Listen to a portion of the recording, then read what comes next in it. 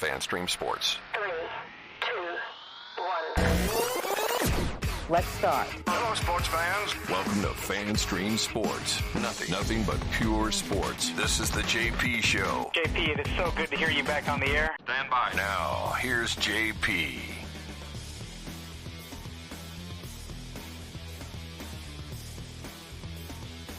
Of the JP Peterson Show. Yeah, here we go. Just me today. Well, not just me, because, we got some great guests coming on today, but just me running the show today. So you know how that is. Always an adventure. So stay tuned. Got lots of cool stuff for you today to get to. Dan Lucas from News Channel 8 is going to join us at 10:15. Wow, I had a couple of happy hour drinks last night. Looking a little bloated this morning. It's a problem with doing the StreamYard stuff by yourself sometimes, because you're looking straight into the camera and you're just talking, and it gets a little weird. So I got to look at my ugly face today. But I hope you guys enjoyed the show today, because Dan Lucas, there's a handsome lad, will be joining us as well. Greg Auman will be joining us at 11:25, another handsome lad with lots of great information about the NFC South. Saw him out at OTAs this weekend, also at the Tampa Sports Club Hall of Fame banquet on Wednesday night, which was awesome. Still buzzing from that. And Ron Diener is going to join us from nohomerun.com. They did a press conference yesterday on the steps of the courthouse as the city council did a meet. I believe they did some meetings yesterday regarding the stadium. And so he will join us with the latest poll that they commissioned, because evidently most of the deep pocket media entities in this particular demographic, or DMA, our media area here, have not been interested in doing so, which is interesting, because this is the biggest expenditure in the history of St. Petersburg and Pinellas County. You would think that maybe a very robust poll done by a news organization would be something that would be worthwhile, but evidently only the folks at nohomerun.com, an independent citizen group, had the wherewithal to do it. So they did it, and they commissioned Mason and Dixon to do a very independent poll, and they did it in such a way that they asked the respondents to respond after they learned about the actual financial details of the project. And the difference in the pre and the post of finding out about these details was very interesting. So he will join us, tell us what's that all about. And he says he has a huge scoop for me. So I'm putting it on him. Says he has a huge scoop for me today. So that will be at 11:05. We got huge scoop, his words, regarding the stadium.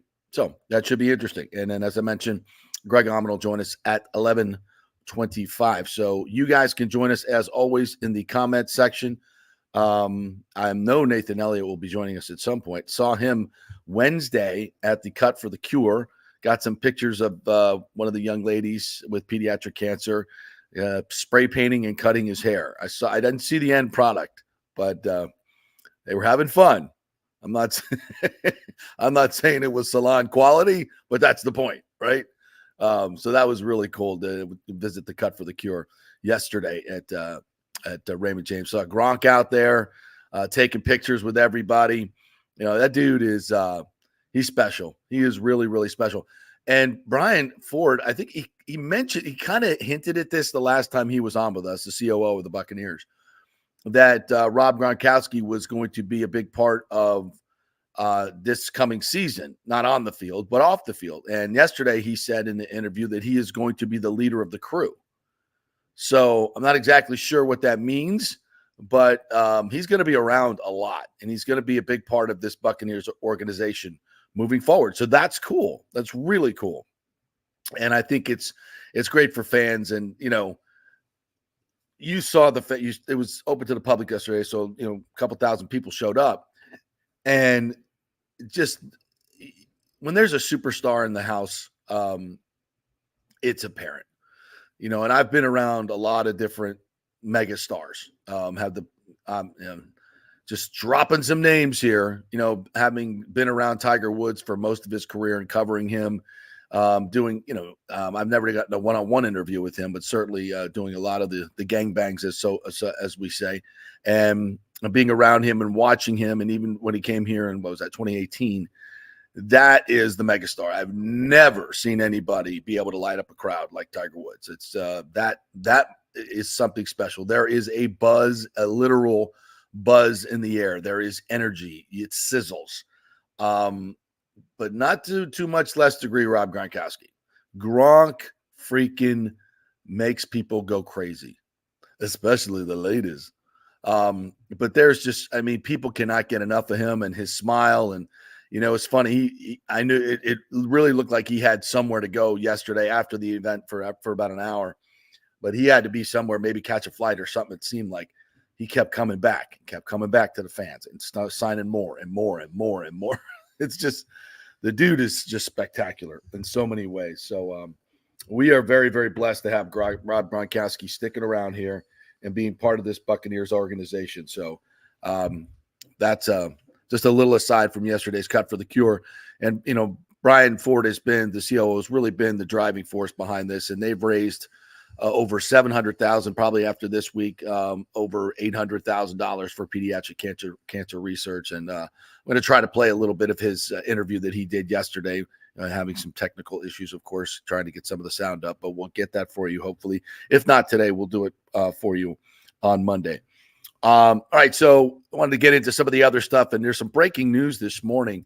Randy Gregory, the Bucs free agent signing edge rusher, has sued the NFL, which kind of came out of nowhere. It's kind of a very interesting story, and it broke this morning, and it sounds kind of weird in the headline. So I implore you folks, please take the time to read stories and not just go by headlines, because as we saw this week with the white bitch comment by Pat McAfee, things can be taken rather out of context.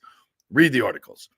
So, yes, the Bucs, Randy Gregory sues NFL and Broncos for discrimination. Okay, now that headline is correct. It's in the Times, but it's somewhat misleading because discrimination obviously brings up the feelings of racism and all this other stuff. That's not what this is about at all. Zero.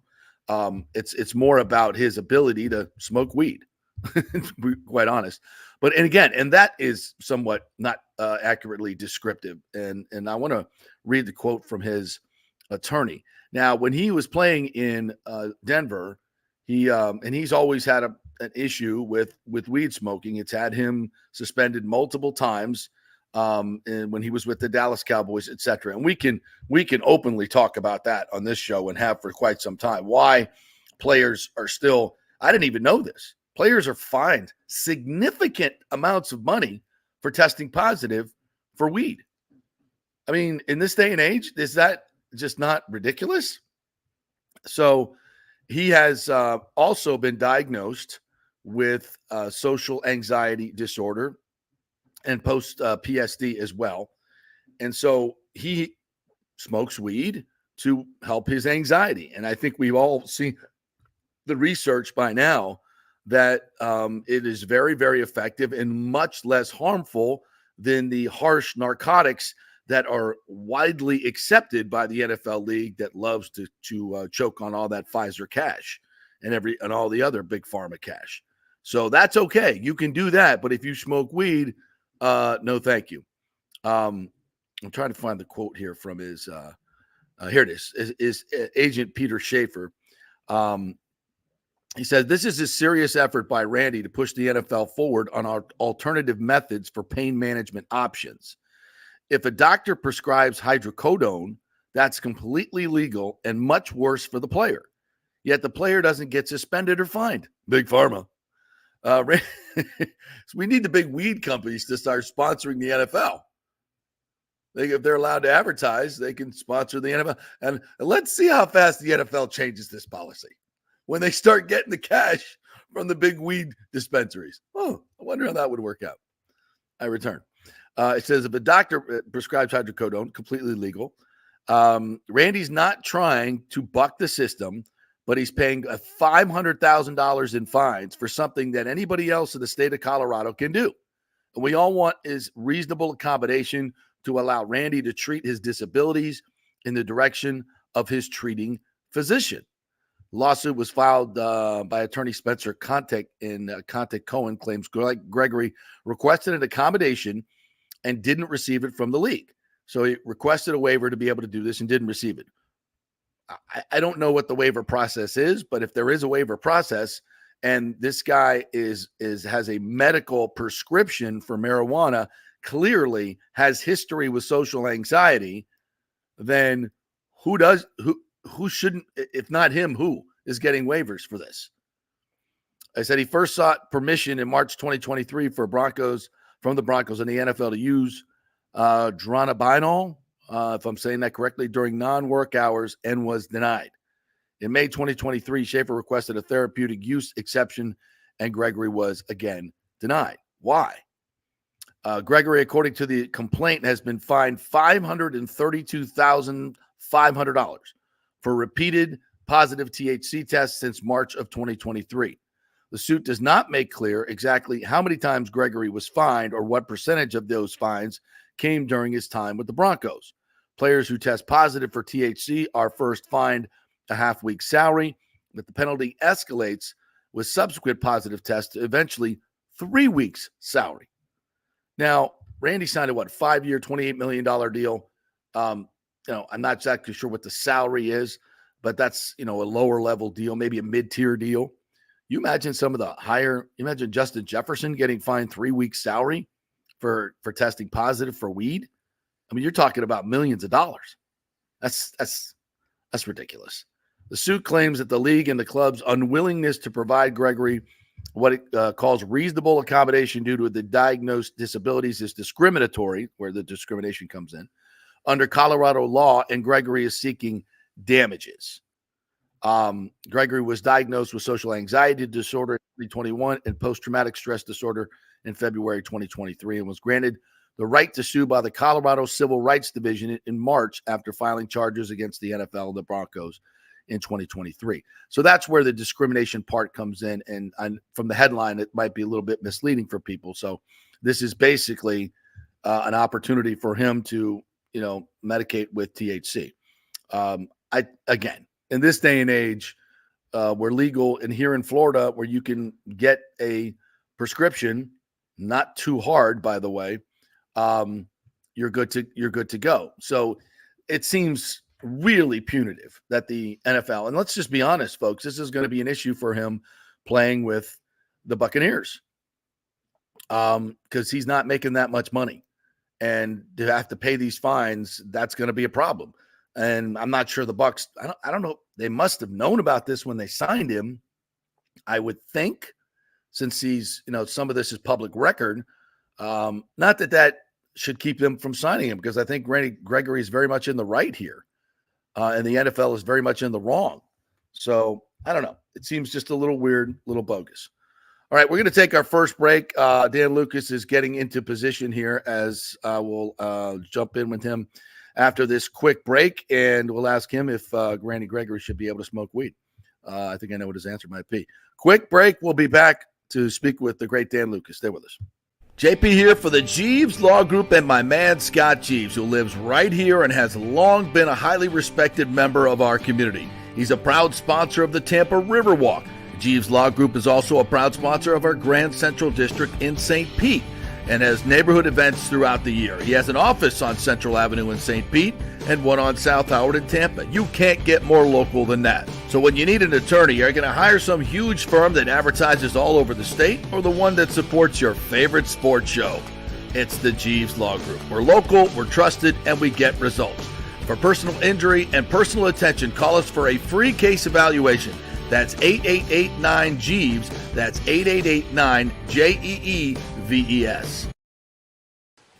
All right, this is for all you guys who don't want to go to the gym and do 5,000 crunches. At Bay Area Modern Medical Center, you can get on the new True Body machine, where you can reduce fat and tone up your muscle. It's like doing 54,000 crunches in just 15 minutes. Define your body as you see fit. True Body offers personalized muscle stimulation that delivers the equivalent of those 54,000 crunches in just 15 minutes. Just get in touch with them at Bay Area Modern Medical Center, BAMMC.com. Chris Lugo and the team over there will set you up on TrueBody and get amazing results. Non-invasive with comfortable and little to no pain and zero downtime. You can isolate and target those areas that you want to improve and treat multiple areas simultaneously. It's an amazing machine, so check it out at Bay Area Modern Medical Center, BAMMC.com. JP here for Extravaganza Productions. You know, I've worked with these pros on so many big and small events. They recently did the Kappa Alpha Psi Grand Reunion, the Tampa RV Show Exhibit. They did the Skills Center opening of Tampa Bay. They can do those small events. They do the biggest of events. So if you were thinking about planning a meeting or special event, call the talented staff at Team EPI. They will give you a free creative meeting if you mention the JP Peterson Show. They will provide you with an exceptional experience. Heck, they'll even show you their huge warehouse with great props. Anything you want. They'll do it on time and on budget. You can reach them at their Tampa headquarters at 813-621-4700 or go to extravaganzaproductions.com. Tell them JP sent you. Let's go. Right now, back to the show on FanStream Sports.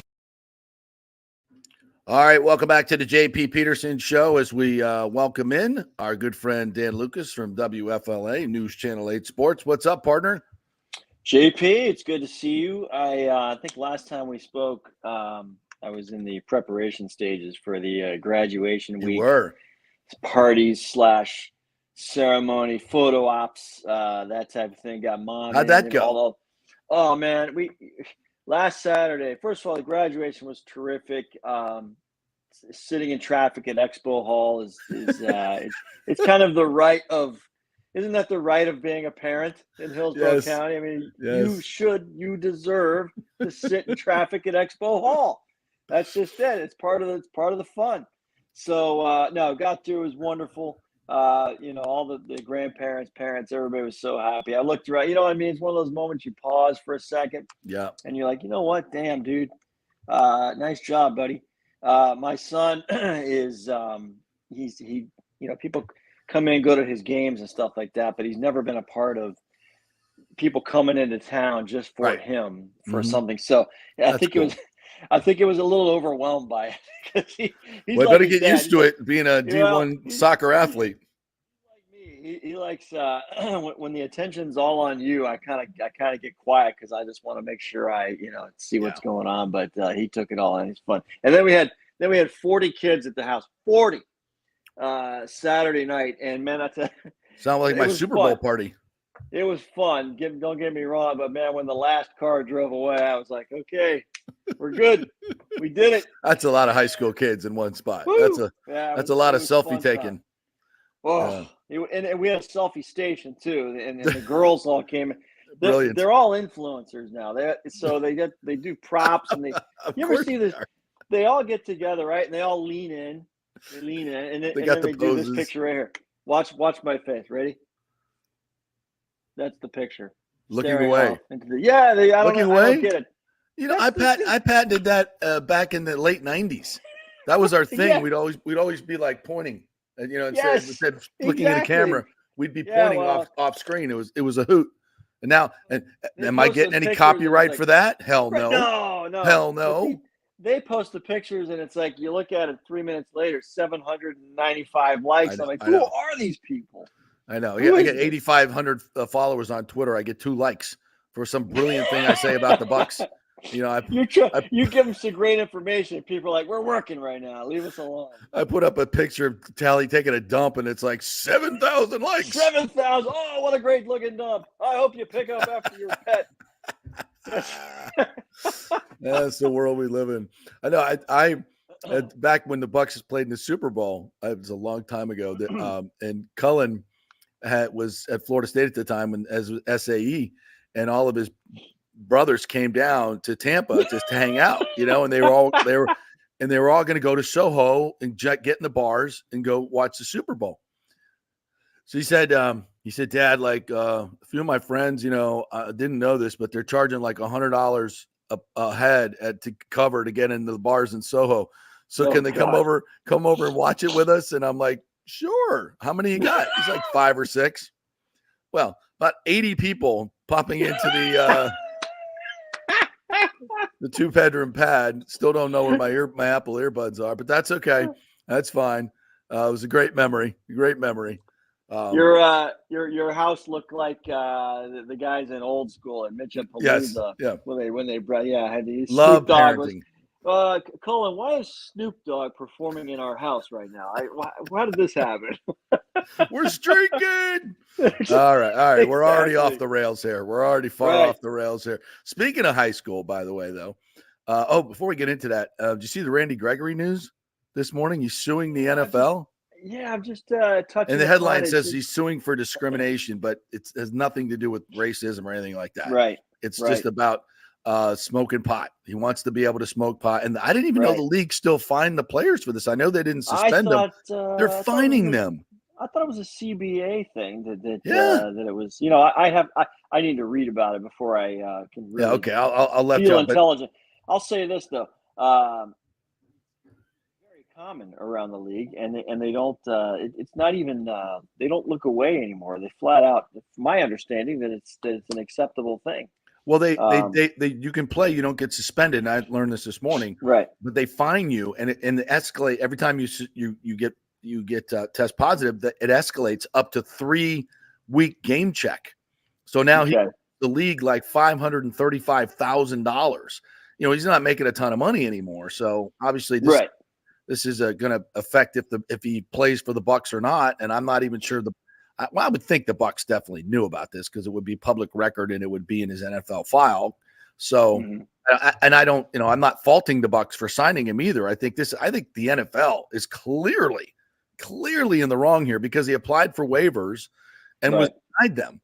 And it seems like the NFL has a little bit of an axe to grind. But I love there's a little part in the story today where the attorney says, they can prescribe him hydrocodone, and he can, which is much worse for you, and that's no problem. You can take all that you want, Big Pharma. Thanks for the money. I don't understand the whole. It was about, I guess, more than 10 years ago when Gay Culverhouse, daughter of the late Hugh Culverhouse, started the lawsuit against the NFL for the play. The old guys.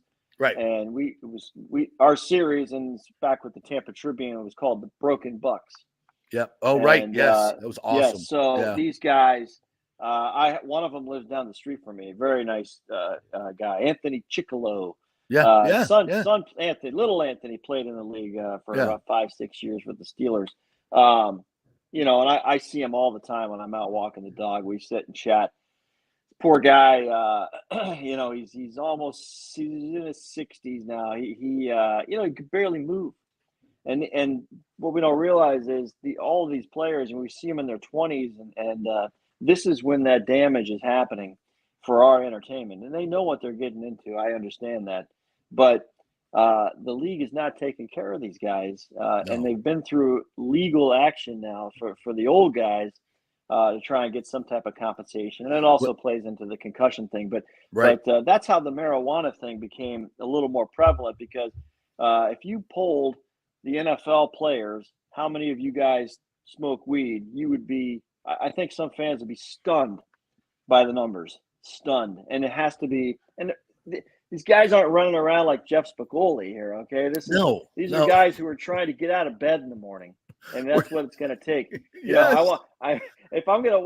you're going to wake up the day after an NFL football game and, you can't even get to the deep tissue massage because you can't get out of bed, who gives a crap if you got to smoke a joint to do that? I don't care. We want to see you on Sunday.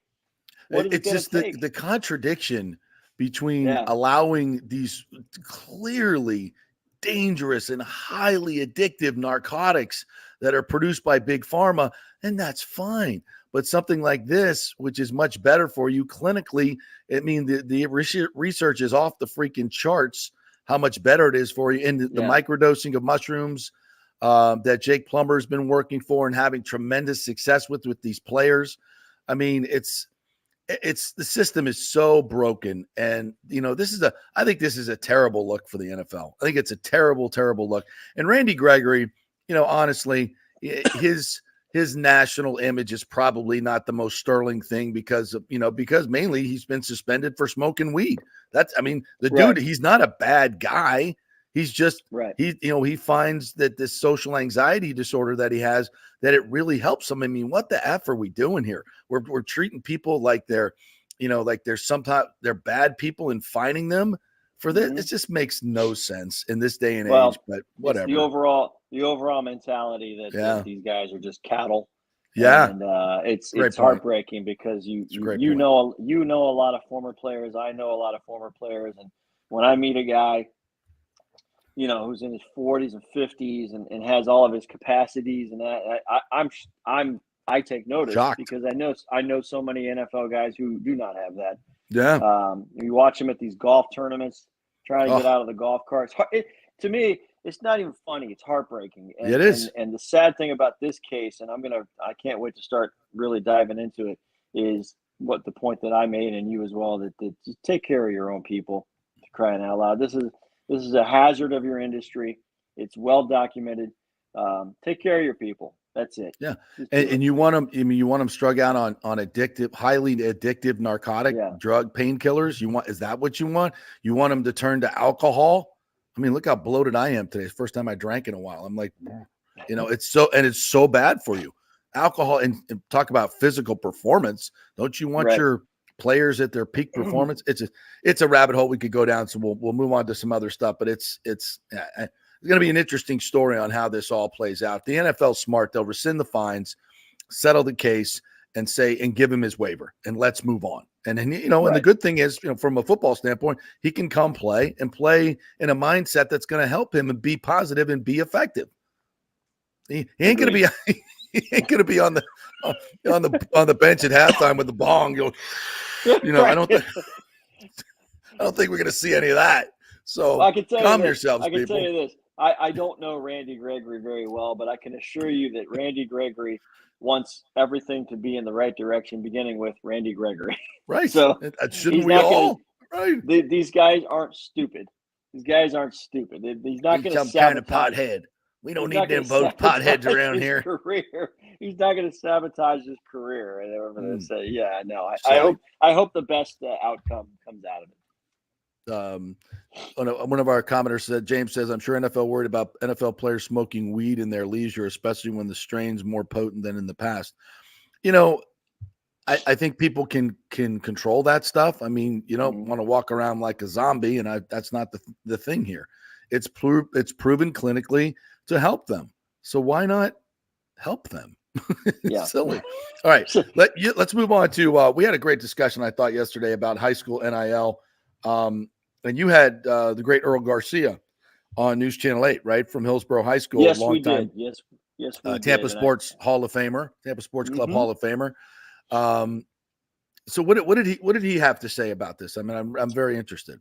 Well, he was his immediate reaction was the opposite of what I thought it would be, because Coach Garcia is an old school guy. Yeah. But he was very excited for the kids to have an opportunity. He also said that he did point out, and noted that Florida is late to the game here on this 36th state to do this. And I think those who really didn't kind of know the background going into it, when you first saw the headline, they've now approved NIL for high school athletes. Like, oh my God, now these kids are gonna get paid all kinds of money. It is hardly anyone's gonna make money off of this. The top of the top will have a chance to have deals that are, at least in the wording of the whatever you want to call it, legislation or whatever, is you can sign on with a potential business to make money in an advertising sense. The original idea of NIL before in college, you had all these collectives who are just throwing money at kids. Right. The FHSAA, by the way, is concerned about recruiting with, if you have schools that have a little bit more ability to pool money, to turn that into what we've seen in college. So I get that. This is strictly pick a kid, any school, a football player who's going to represent a clothing company or Right. something like Yeah. that. That's what it's about. So Earl Garcia was very happy about that. And he actually noted that a couple of kids, not around here, but somewhere in the state of Florida, had already had deals lined up. That kid And then from Orlando Jones in Jacksonville, you're right. 2 receivers on an elite 7-on-7 flag football team. They're not even got American Eagle Outfitters. Correct. Stuff. Yes. So now there was caution yesterday because the reminders came out that it hasn't actually been ratified yet. Right. So your eligibility is truly at stake right now. I don't see an issue with it, but good God, if they suspend these kids because they did it before, I mean, which you know what? That just sounds like what a bureaucrat would do. I didn't sit and watch the movie, but the meeting at FHSAA, but some writers did. So I did follow the writers and kind of the highlights of what was going on. They did. They made it sound like it's, when they passed it up, like, all right, it's good, let's go. Yeah. I'm sure a lot of people took it as that, but I think that's just a formality type Let's thing. hope However, so. Let's hope so. For a top kid, and we're talking top 50 to 100 prospect in the United States, to kind of take a step back and map it out properly if that's something you want to do. We've seen the articles. The example here in Tampa was Carter Knox, the basketball player from Tampa Catholic. Last summer,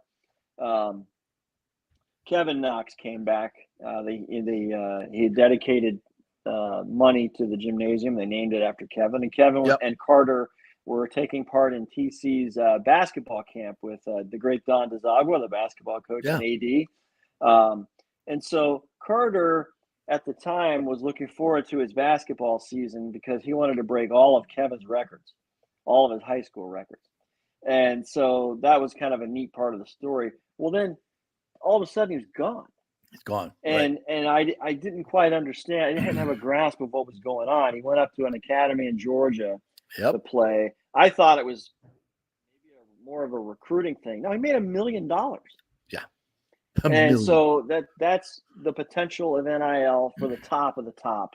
Not everybody, if your kid's on whatever, the baseball team or the softball team, it's not saying never, but the opportunities aren't going to be there for everybody. It's not going to be rampant like people think it might be. Yeah, that's what I was pointing out. And Nick Gaddis yesterday, my co-host, was like, "I don't like it. It's putting the focus on money in high school. We're losing the innocence." And all great points. Mm-hmm. And I said, golly jeepers, Beeve, if we could go back to 1965, would be nice. But the toothpaste is out of the tube, and we understand these are different times, and it's the reason college football is having all these issues now. The fact that it is a wild, wild west is because the people in charge did not do what they were supposed to do for the last 20 years, which is start phasing this in because they knew what they were doing was illegal. They knew it. They did it anyway. And they just said, well, when the courts catch up with us, we'll have to pay the piper. Well, they're paying the piper. And not only that, it's irresponsible because, you're in danger of wrecking the sport. Now, I don't think it's existential, but, you're screwing it. You've already screwed it up, college football, with all the ridiculous realignment and everything else, because they couldn't come to a cogent, all-encompassing strategy for everybody to include everybody and get it right. So now we're going to piecemeal this thing with conference realignments, and FSU's got to sue people, and we've got teams from the West Coast now in the ACC. It's ridiculous. It's ridiculous. So, and we don't want the same thing to happen to high school football. So let's phase it in, figure it out. It ain't the worst thing in the world for players to have money. I remember, when people was like, "Oh my God, Deion Sanders is playing for the Yankees in his off time. He's going to have money when he comes back to college." Oh my God. It was, there was going to be a complete implosion. Mount Vesuvius was going to explode underneath Tallahassee and everybody was going to perish. It's like, no, nothing happened. He got a few gold chains and a nice convertible and everything was fine. And he didn't, and didn't have to pay his, he was no longer on scholarship because he was getting paid. No big whoop. Right. And so 25 years later, we finally get the NIL deals, and but we have portal, and now it's a free for all. So let's hope that, cooler heads prevail and they figure it out. But I don't think it's going to be this huge problem in high school that people are making it out to be. And I think it's an opportunity for young kids to learn about money and how to market themselves and how to start their own business and how to, how to get out there in the real world and figure it out. Should that be a problem? And we don't teach kids enough about money in high school, No, we don't. So I see it as a great opportunity for all kids in all sports. Go get yourself a pizza company to sponsor you. I agree. I like the concept of what you're saying. I also, in the college NIL, we've been blessed here in the Bay Area to have a few kids who really took it in the right direction. The Gibbons. That's right. Dylan Gibbons, Riley Gibbons, Nicholas Petit Frere, Berkeley Prep, all had initiatives where they were basically taking their new wealth or power, whatever you want to call it, and giving it back. How about that? To whatever they wanted to do. Nobody wants to talk about that. No, because everybody thinks it's all, I forget the school that gave every single football player an F-150 or whatever it was. Yeah. That was last year, the year. Well, it was Utah that did that. And if I'm wrong, I'm sorry, but I believe it was. This is just, to me, that's abuse. That is using that as a recruiting tool, not taking what you have and letting them flourish and explore their own value. Right. I do like the idea of, you can pick almost any school if you go onto their athletic site and their main, store providers, and you can buy, T-shirts of a softball player or something like that, and then whatever the softball player gets from the T-shirt, it probably doesn't amount to much, but I think that's kind of neat. Yeah, because you never used to be able to, you couldn't buy a Derek Brooks jersey back in the day, right. Think about how silly that is. Or can you imagine back in the day if selling Danny Werfel jerseys or Tim Tebow jerseys in an NIL era? Tebow would have been a multi-millionaire as a freshman, for crying out loud. So it's I think it's a good thing for coming into the high schools. I think Earl Garcia really kind of said it straight. If you really look at it, he's pro kids. And wants it to be done right. So I thought it was cool. I thought it was a refreshing outlook. I thought he was going to be negative on it.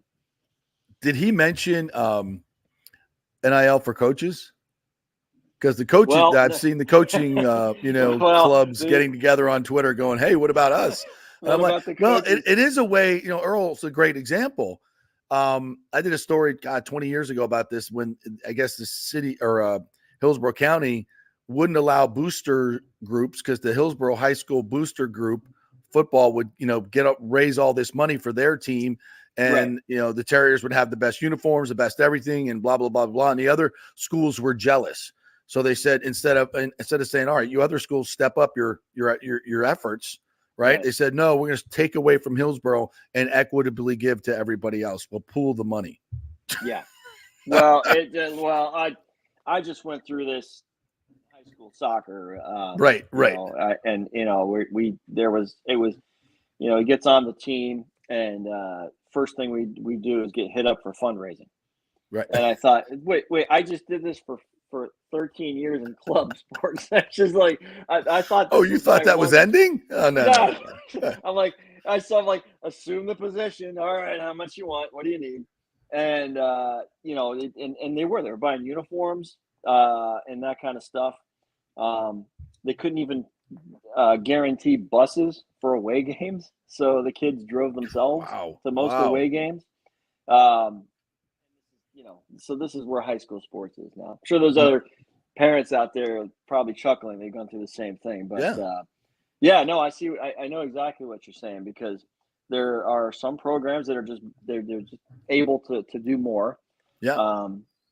And I don't want to put people in the wrong spotlight. If you have the means, you have the means. Right. But everyone, whether you're at the highest of high or just a school that's struggling, has to raise money somehow, because it's just a mess. Well, Florida, Florida's been losing good coaches to Georgia and Texas and other places where they're allowed to pay a lot more money for high school coaches. And now I think, they should allow these these high school coaches to get NIL as well. And then the booster organizations can say, hey, we love our coach and we want to pay our coach. So we're going to get an NIL deal from the local car dealer here, at Chamberlain High School to keep our football coach. And we're going to give him an extra $25,000 stipend. I think that's great. I think that's the way we can keep the better coaches and keep the players in Florida as well. So like Carter Knox, you don't have to run to Georgia, to play. He wanted to play his senior season at Tampa Catholic. Of course he did. He went to play in his brother's gym, for God's sakes, and where his family is in front of his family. But for $1 million, you got to go.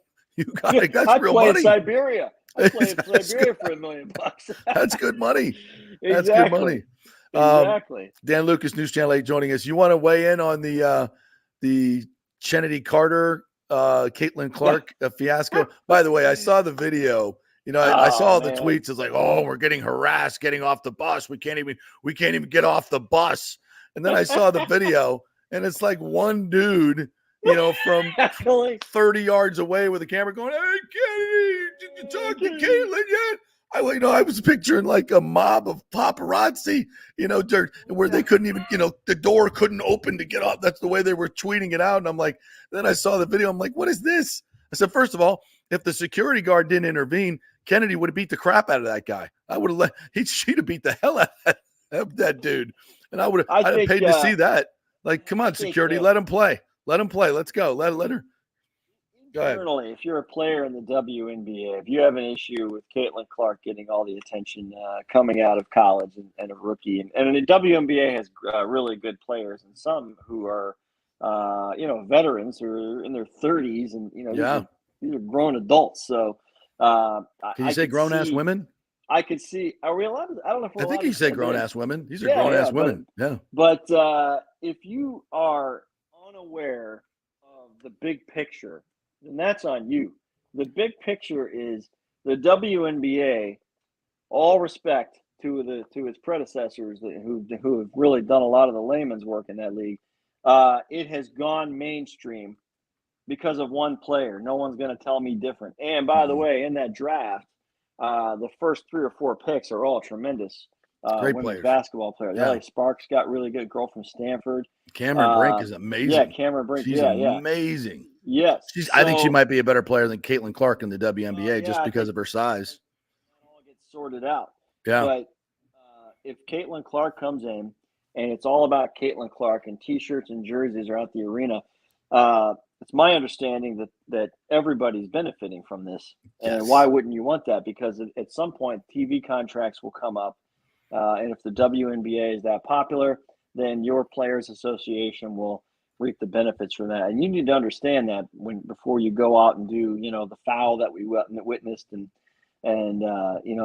then doubling down after. That's the thing that always burns these players. They sit down and they answer. They double down on the original act or the original comment. And you're like, no, just say I messed up. Just say I messed up and it goes away. Yeah. And they don't do it. So I think it's now coming to a head with players getting called out. I don't want these other players to get called out as villains because I'm not sure they understand exactly how they sound and look. It's very similar to when Tiger came in. And there were, a bunch of old heads. Fuzzy was the famous. Yeah, it's certainly tinged in racism as well. So let's just, call it for what it is here and do something about it. Like do something. Like I said yesterday, this is a great opportunity for Angel Reese and the other players to put their arm around Caitlin Clark. And I mean demonstratively in public and say, hey, let's go make some money. We're going to compete like hell on the floor, but it's going to be fair and it's going to be respectful, just like Magic and Bird, right? Mm-hmm. Isn't it funny? Magic and Bird, they competed like dogs but when the game was over, bro hugs, they respected each other. And it's like in this league, it's like they're not hugging Caitlin Clark. They're spitting in her face. They're saying, yo, bitch, and then knocking her down. I mean, it's such a bad look. And, they better clean it up pretty quick or they're going to really miss an opportunity. Well, what they're missing is in women's college basketball, there is a kind of a fraternity sense of we are women's sports. Yes, it's a We're great advancing point. the game. We're advancing women's sports. Why doesn't the WNBA look? I love the heat of the battle, the competition, and quite frankly, I want to see Caitlin Clark get pushed around and take more contested shots and have to Sure. really show what she's worth. But yeah, it doesn't mean I hate Caitlin Clark and I'm going to show it at all times, because you are in the same boat. You're still, I don't know, I think grassroots is the proper term, but you're still at that stage of this league's existence. They're figuring that out as they go. They're about to jump into a new world, like I said, with TV contracts and that. You're responsible for that product, all of you. And so, you just got to just be careful how you conduct business in the WNBA. That's the lesson learned, I think. Yeah. We'll see. Everybody's getting through it, but I love it when they're knocking each other around. I love it. Yeah, it's great. It is a physical league and always has been. I know you got to go, but you wanted to touch on college baseball real quick because we're getting ready for super regionals here with FSU and UConn. You know me, I always like to. I love talking about the local kids. Yes. So yeah, noon today, Florida State UConn game 1, best of 3. Tomorrow's starting pitcher for FSU is Jamie Arnold, Jesuit High School. Mm-hmm. Absolutely blazed through UCF in the regional. He's had a heck of a season, and so he's going to be a guy to watch. If the Noles can win today, I think they play at 11 a.m. tomorrow, early, one of the first games of the day. That would be a game to get to Omaha, so that would be really terrific for him. And then Florida at Clemson. I think Florida is one of the great stories right now because, they had they were one game over 500, losing record in the SEC. Played a hard schedule, but any Gator would tell you it was a subpar season. They got into the tournament, and, man, they went to Oklahoma State and won that regional. Tremendous. And who led the way? Our boy, Jack Caglione from Plant. Yes. Who we're going to hear his name very, very early in the MLB draft. I don't think you want to play Florida right now because they are in the right trajectory. And so that's going to be an exciting regional at Clemson. And one more name for you, JP. This is way off the board here. Track and field. Congratulations to a young woman from East Lake High School. Parker Volby runs at the University of Florida. She has one more race tomorrow, I think, in the 5,000 meters. But last night, she won the 10,000 meters in the NCAA championships out there at the famous Oregon Hayward Field. Yes. In a meet record time. She pulled away from the field, and in the last 150 meters was waving to the crowd and doing the chomp. And, still set a meet record. And so when you see a local girl who was a cross-country state champion do that at the collegiate level, that's incredible at that place. That's just so cool. And tonight at 9:52 p.m. on the dot on ESPN2, the USF track star, Samanu Abdul Rashid, 100-meter final representing Ghana. A great story. So he's going to be in the final of the men's 100. He might be the best USF track athlete ever. 9:52 tonight. 9:52 p.m. on ESPN2. It's the night 2 of the men's competition. Getting ready for the Olympics, baby. Next week we talk to you. Let's talk some Olympics because I know you guys are getting all ramped up over there at NBC. Yeah. Oh, next week, by the way, I'm going to do an interview with Rowdy Gaines from NBC. With the great Rowdy Gaines. Wow. Okay. Previewing the swimming, so I'll report in on that conversation. I'll have to. He gets me so pumped up. You're watching I don't even know what IM stands for, but when Rowdy Gaines like, what a turn! Yeah, you're sitting on your couch. All of a sudden, you're like, I want to get in the pool, man. I want to get in the pool. Yeah. I want to do something. It's so much fun when he calls the swimming. And I love when they when I was in your chair at Channel 8, they brought Bruce Jenner in. In 2008 to do an interview, and that was like I think it was the beginning of his transition. Well, it was Bruce at the time. Yes, it was Bruce at the time, but it was heading towards Caitlin. It was on the way, and it was a little strike when he got off the elevator. I was like, where's that strapping lad to Kathleen? I was like, well, there's nothing wrong with it. We're all good with it, but I was like, Okay, that's different. That's not quite what I was expecting. Please tell me you're writing all this stuff down so one day, many, many years after we're all gone, someone can read this and go, nah, this never happened. Yeah, he didn't see Bruce Jenner like that. Yeah, you did. Yeah, I did. Exactly. I'll never forget that handshake. Sometimes it hits you. Anyway. All right. Great to see you, my friend.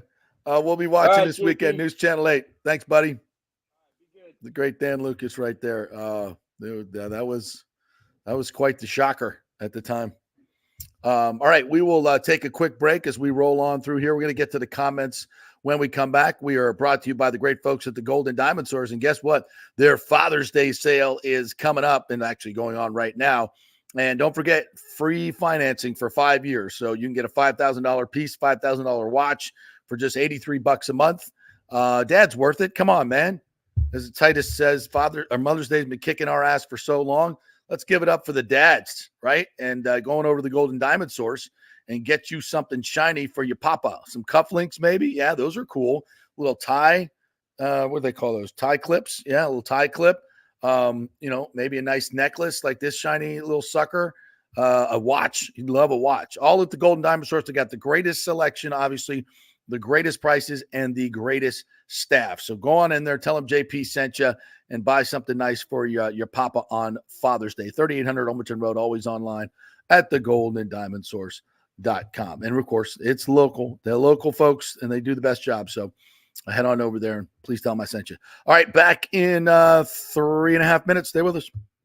All right, guys, the Golden Diamond Source Memorial Day sale is here. Now, I know you guys are saying I don't have the money to buy a ring right now. Times are tough. What about this?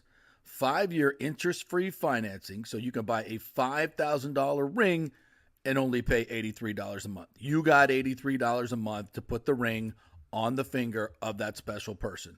That's right, $5,000 ring, only $83 a month. So that's 5 years interest-free financing. And of course, the Golden Diamond Source has the best selection. They have the best customer service.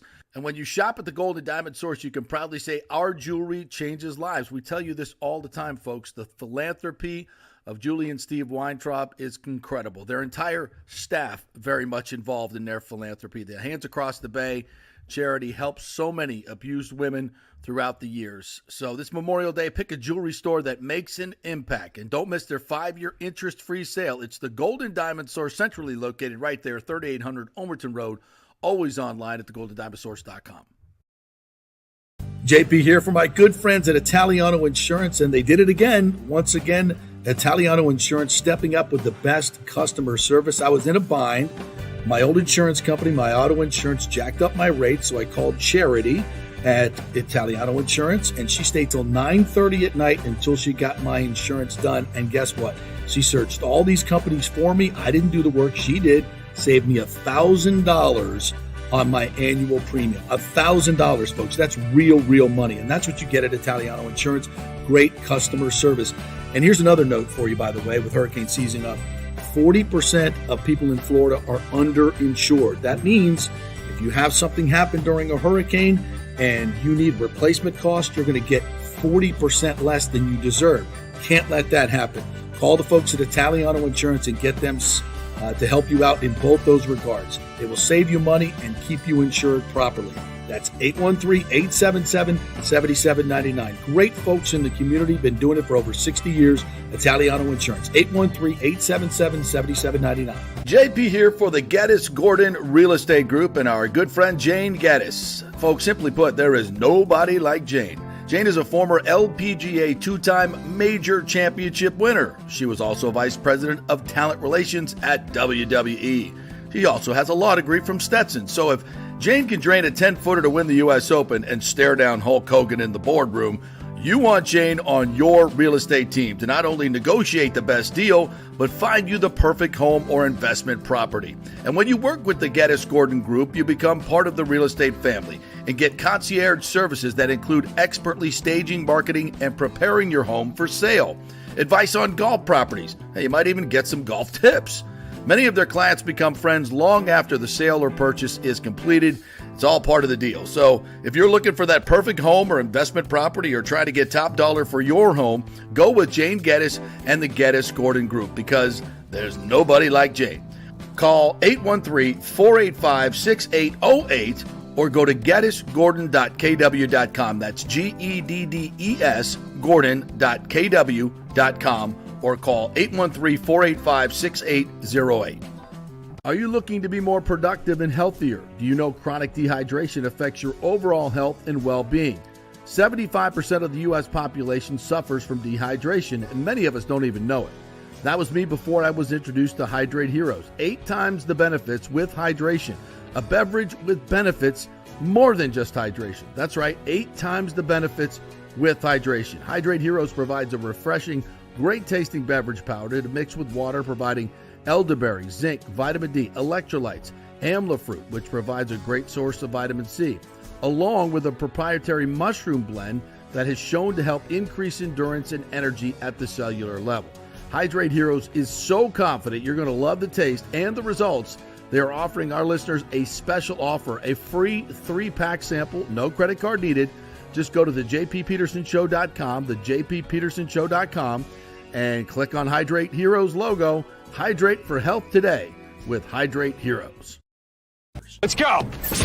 Right now, back to the show on FanStream Sports. All right, welcome back to the J.P. Peterson Show, brought to you this morning by the great folks at Extravaganza Productions. Paul Thomason at the Big Tampa Sports Club event the other night. He is the Grand Poobah over there at Extravaganza Productions. They just did, I think, 10 straight graduations at the Expo Center. They produce all of that, all those big events. And can you imagine sitting through one graduation? Imagine having to sit through 10 of them. Well, that's what they do at Extravaganza Productions. They do it. They do a great job. And they do big events, small events. They have a great creative staff there as well. So if you have a charity event, you know, you're always thinking like, what the hell are we going to do this year? What's the theme going to be? Well, go over to Extravaganza Productions, go to their website, send them an email or call them. And they'll give you a free creative meeting by mentioning the J.P. Peterson Show, since they sponsor us. So you head on out there, and they've got, you know, they've done 1,000 of these events, right? And they have a warehouse full of great props, like huge things that you won't find anywhere else. And you'll be able to really pump up whatever charity event you have. You have an office event coming up. You want to really make a big splash for the boss? Well, go talk to the folks over there. It's free, and they can come up with some great ideas for you. So go to extravaganzaproductions.com. and tell them JP sent you. All right, let's get to some of the great comments this morning. Good morning to you, Jeremy Lowe. Always great to see you guys. Here's Rick jumping in. Says, funny how the mayor came out right away to blast the no home run group. Don't take away his gravy train. You 2 times. Hashtag allegedly. Yeah, interesting. And we'll be talking to Ron Diener here in just a little bit about the nohomerun.com press conference that went down yesterday. A bunch of the news stations, local news stations, covered it. Thought that was great. I don't believe I saw anything in the Times about it. So you're right, Rick, which is weird because they've been writing all kinds of stories about it.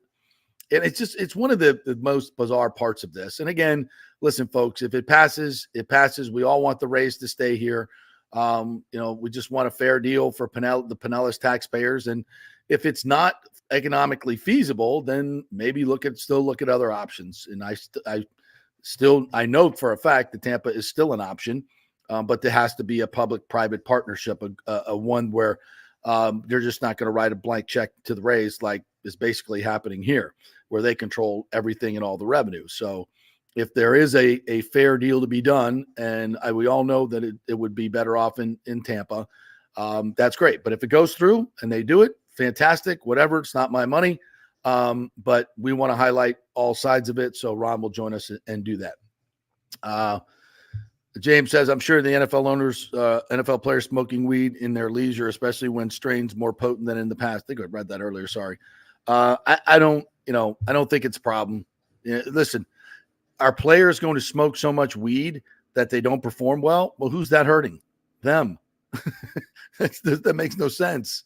If the player can't play because he's too high, he ain't going to be around in the league for long.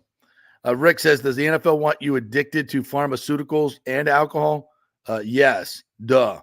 Brought to you by Pfizer, Budweiser, Crown Royal, and Kettle One. If you don't think there's a connection, folks, because if I'm not mistaken, the dispensaries can't advertise. I don't know if it's legal to advertise on TV and radio. So do you think if that was changed and these big companies could advertise in the NFL that the players would still be getting fined for using it? No, because the players would be on TV touting it. So yes, the money matters. James says there have been plenty of white women stars in the WNBA, but none that could shoot the three like Steph Curry. That's what the excitement is about, not the skin color. Exactly. I'm certainly not saying it's because she's white. I'm saying the jealousy and the clear racist overtones of the Kennedy Carter blindside shot as she yells out, "Yo, bitch," and hits her from behind.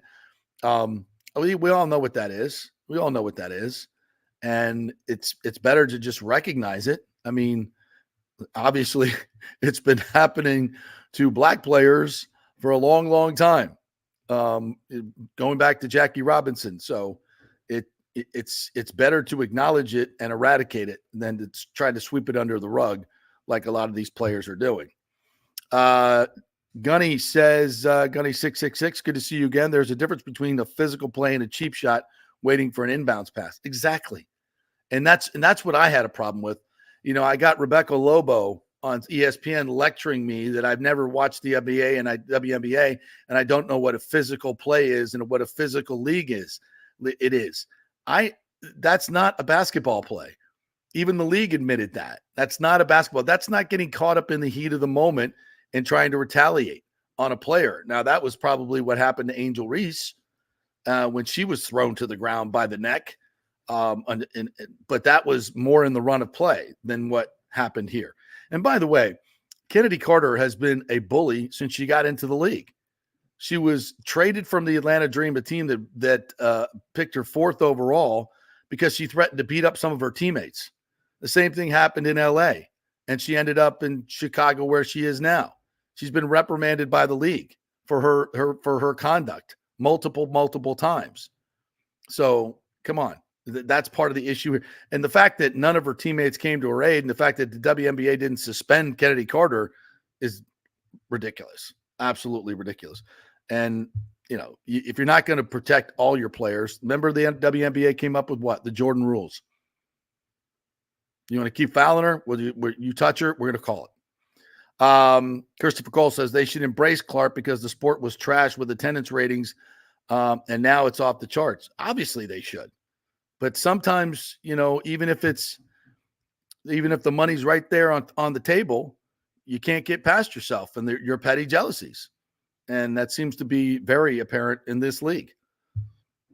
Robert Brooks says memories of Dion cruising around Tally in that Chrysler repairing convertible, right? Yeah. I did. It was one of my first stories I ever did that got picked up by ESPN when I was just a part-time reporter, and they said, yeah, go out and go get me a feature on Dion. And Dion and I were basically in the same, I think it was a year ahead or 2 years behind me. So I went out there and, set up my camera, and I'm like, all right, I want you to put on the gold chains and then, the Yankees hat, drive up in the convertible. And, I had the music go, we had I had the whole thing planned out in my head, and he went along with it. And I'm like, oh, this is going to be great. And I did my little cheesy stand up right in front of it, the car and everything. And it's prime time for prime time. And I was so proud of myself. I'm like, I'm going to get on ESPN, put it in my, put the 3/4 inch tape, send it off to ESPN. That's how we used to have to do it, Express. And I'm like, and I'm watching Sports Center for the next couple of days. And now they're like, oh, the Deion Sanders. And I'm like, oh, I'm going to get on TV. And what they did was they took all my video and my interview, ripped it up. He never saw me on camera, and they just produced the story themselves. I'm like, oh, yeah, welcome to the big time, kid. You ain't getting no FaceTime on ESPN. But, so that was, if you ever remember seeing those shots of him and his Chrysler with the Yankees license plate and him, that was my video. That was I think the first time that people had seen that on ESPN. James says, do people want to watch the female version of the Detroit Pistons in the 80s? That's why the NBA changed the rules and why the WNBA should too as well. Yeah, there was a time, and I was a huge Lakers fan, and, Showtime was amazing. It was, to me, watching Worthy and Kareem and Magic and Norm Nixon and that whole group was just, they were phenomenal. Just the poetry in motion, how fast they played up and down the court, and the beauty of the game, Jamal Wilkes. And then, what stopped that? The bad boy Pistons with the thugs that they had, Bill Laimbeer. And they just fouled their way into stopping Showtime. And it became, the New York Knicks and Charles Oakley. It was thug basketball. And they want to go back and talk about, it was much more physical game back then. Yeah, it was ugly. It wasn't good basketball at all. And the NBA said, we don't want this. We don't want this to be just a foul fest, which is somewhat what the WNBA is becoming. And you just don't, if there's physical play, if I want to see people run into each other, knock each other down, I'll watch the NFL. I want to see the beautiful game of basketball, the free-flowing shooting, cutting, screens. The beauty of the game is not, giving somebody a hard foul at the rim. Anybody can do that. Anybody can do that. And that's not part of the game. That's what Laimbeer and that whole group did. And I think it put the NBA into a very bad place. And Rodman and Laimbeer, and they just beat the hell out of the Lakers. That's not basketball. It's not basketball. And if that's what you want your league to become, the WNBA, and you shouldn't, because you got so many incredibly skilled players in that league. Agumba Wally and Asia Wilson, their shooting ability, the way they move, some of the ball handling, it's fantastic. You want to turn it into a thug league like that? No, I don't think that's a good idea at all. We want to see Caitlin Clark. We want to see Agumba Wally. We want to see these great players shooting distance threes. That's what's entertaining, and that's what you see in women's college basketball. It's not nearly as physical as the WNBA, and I think it's a better product, frankly. And I think the commissioners and the people that in that league should realize that. Rick says WNBA is now Housewives of Atlanta or whatever garbage reality show.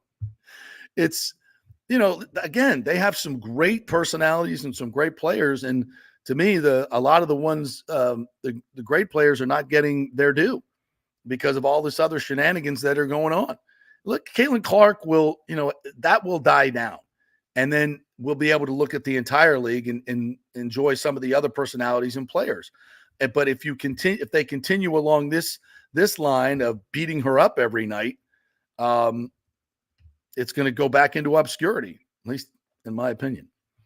All right, we're going to take another quick break, and when we come back, Ron Diener is going to join us from nohomerun.com, and we'll talk about their press conference yesterday. They've just come out with a poll, a Mason-Dixon poll. It's a very interesting poll. 38% of St. Pete residents, when they found out what the financial details are, were against the stadium plan. 38% were for. That was it. That was once they learned about it. So I'll let Ron explain all this stuff coming up next. It's very interesting, and we hope you will stay with us. 3-minute break. Stay with us. All right, guys, the Golden Diamond Source Memorial Day sale is here. Now, I know you guys are saying I don't have the money to buy a ring right now. Times are tough. What about this? 5-year interest-free financing, so you can buy a $5,000 ring and only pay $83 a month. You got $83 a month to put the ring on the finger of that special person. That's right, $5,000 ring, only $83 a month. So that's 5 years interest-free financing. And of course, the Golden Diamond Source has the best selection. They have the best customer service. And when you shop at the Golden Diamond Source, you can proudly say our jewelry changes lives. We tell you this all the time, folks. The philanthropy of Julie and Steve Weintraub is incredible. Their entire staff very much involved in their philanthropy. The Hands Across the Bay charity helps so many abused women throughout the years. So this Memorial Day, pick a jewelry store that makes an impact. And don't miss their 5-year interest-free sale. It's the Golden Diamond Source, centrally located right there, 3800 Omerton Road, always online at thegoldendiamondsource.com.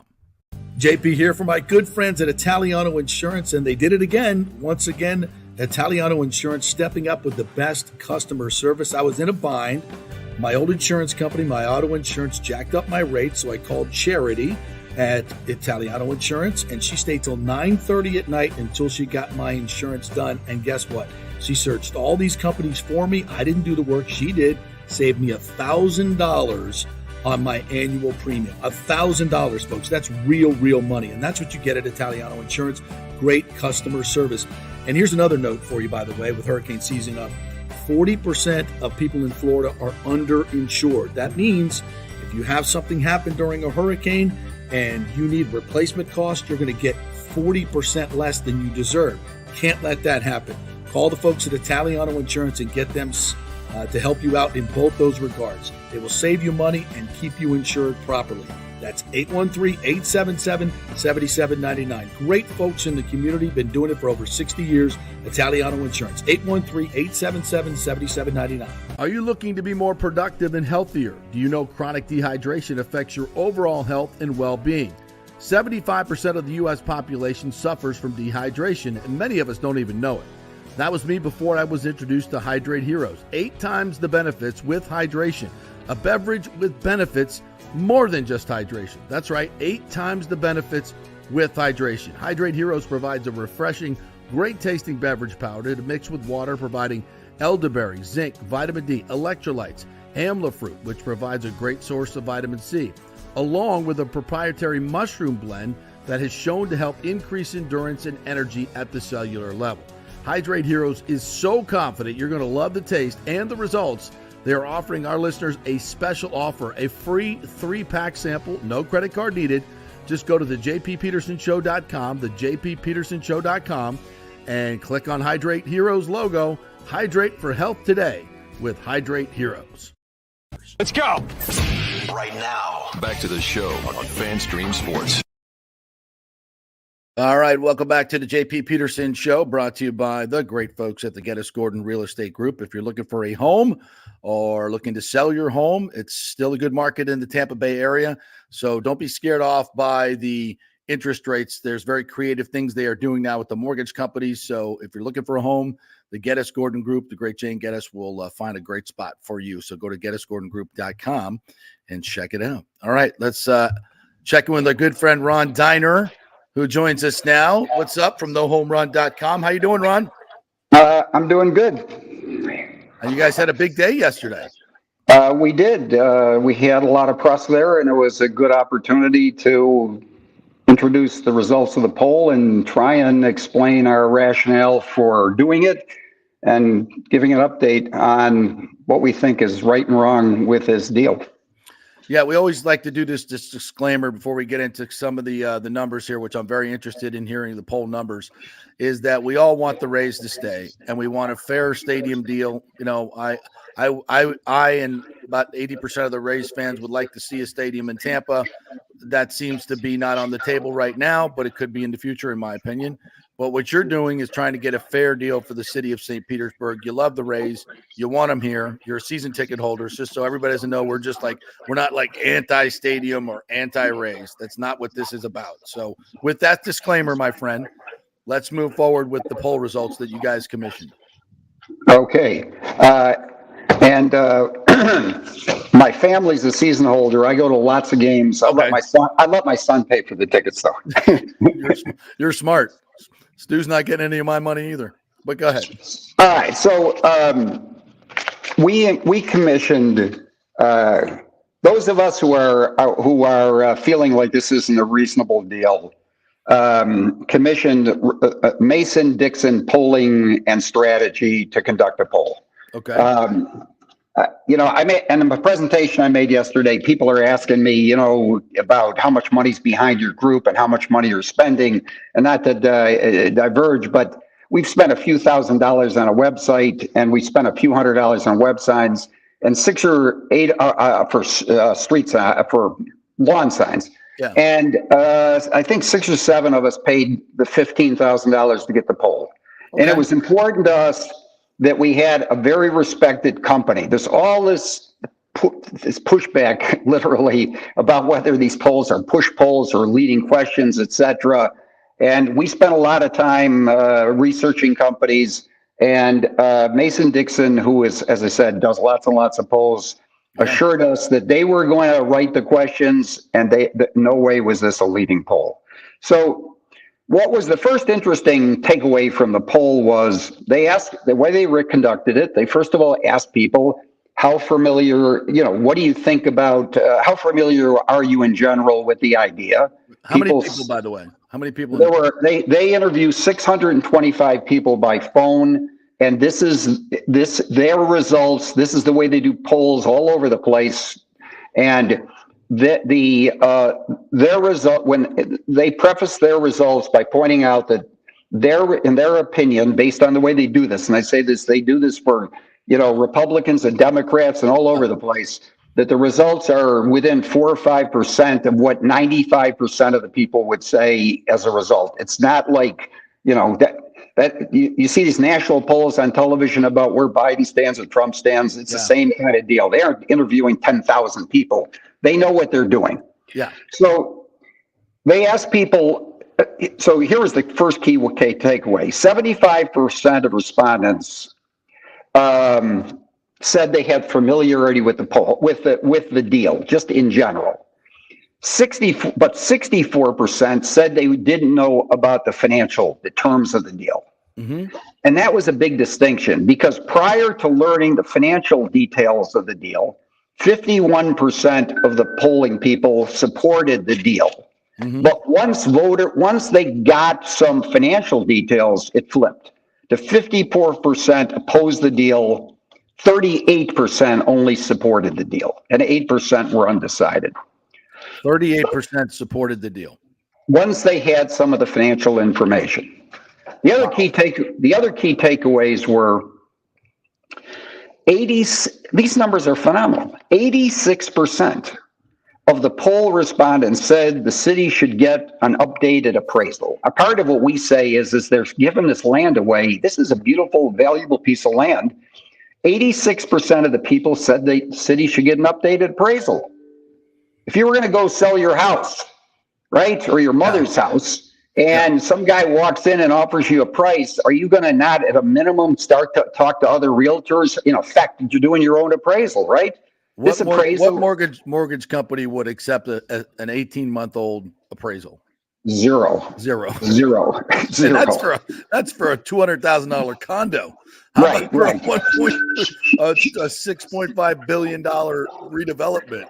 Yeah, exactly. So, and 86% of the voters, voters aren't dumb. I mean, we all got houses.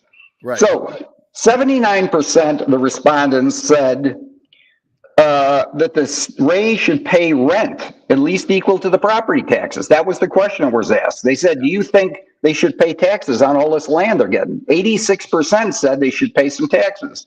Of course.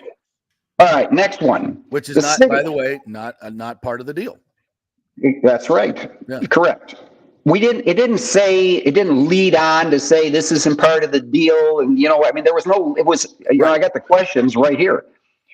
83% of the respondents said the Rays should share some revenue with the city to offset the large stadium subsidy that the city's putting in. The city, just for the stadium alone, the city is putting in $287.5 million, and with the interest, because it doesn't have the money, just for this part I'm talking about, the number's almost $400 million. So the question, in the poll, it said the city's putting up $287.5 million, and with interest is $400 million. I don't think that was leading. Those are the numbers. Go look at the city. Those numbers come from the city's information that they're sending out for this meeting coming up next week. And when asked the question, should the Rays share revenue streams to help offset this cost, 83% said yes. 83%. It's almost everybody. Exactly. And by the way, Ron, all the reporting that's done in the media, they continue to say that the city's portion of this is $287 million. Now, I don't know about you, partner, but if I have to pay, and by the way, I think it's well more than 400 million with interest, because I don't know where that sounds like a pretty good interest rate they're getting, but whatever. The number's not 287. It's at least 400 because everybody has to pay interest. They don't have the money. So why do you keep printing 287 when you have to include interest in this? They're not paying the cash up front from some fund they have. There's interest involved, so put the real number. Yeah, the other thing about the real number, and again, this poll was not trying to be leading or whatever. That ain't the total cost, because the city is paying for like $150 million to put in streets and roads. Exactly. And when you add the interest into that, and you add this $400 million, the amount of money the city's borrowing is $700 million. You go, again, if you look at the presentation the city's making, they got their own charts there, and you see where the city's got to pay back $700 million. Now, the whole thing about the taxes, again, is they're giving up the taxes. This land would generate $400 million worth of taxes. And where we get to that $1.6 billion is because we think the city ought to go get an appraisal, because we think they're selling the land for $500 million under value. So you take the 500 and the 700 and the 400, now you get to 1.6 billion. So, and the other question, the key question was, 82% of respondents said the stadium construction subsidy should not be allowed unless there was a local election referendum. Yeah. Now, at the end, let me just say this, I had one more question. Once all of that stuff was asked, they asked one more question. Based on what you know now, do you feel the currently proposed financial deal is fair or unfair to city taxpayers? Unfair, 74%. 74%. And Right. Ron, this is why the city council would not allow a straw poll. They could have done a straw poll in this last election, a non-binding straw poll, just to find out where the citizens are. But the city council elected not to do that because they knew exactly what you paid to find out. The city could have paid for this poll, by the way. They didn't do it. The Times could have paid for a poll. They do polls all the time. They didn't do it. None of the TV stations did it. The JP Peterson show didn't do it, but you did. So I thank you for doing it, because now it gives people it gives the two people that really need to know the information, and that would be the two swing votes that are on this city council, correct?